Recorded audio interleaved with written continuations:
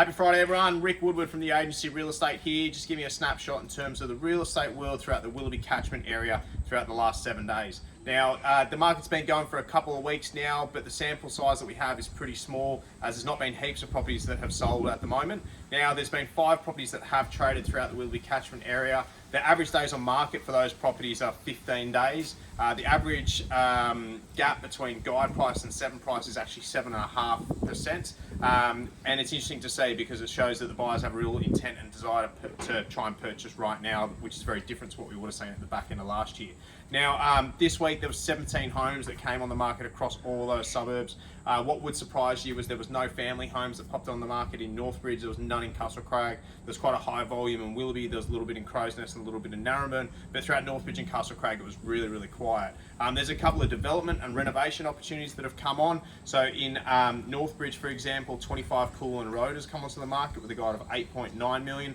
Obviously an amazing street, waterfront. It's a 1,390 square metre block, a home that most likely would be redeveloped because of the street and the opportunity that is there. So that's got an auction guide of 8.9. Number 304 Edinburgh Road in Castle Crags come onto the market this week. That is an amazing home. It's 700 square metres internally, about 2,000 square metres overall. Brand new home. Price guide for that home is 28 to 30 million. It's an incredible offering and one that people should definitely be looking at. Just to highlight a couple of other places, 16 Wyalong Street come on the market with my mate Jason Conroy over there. That's got a guide of 475.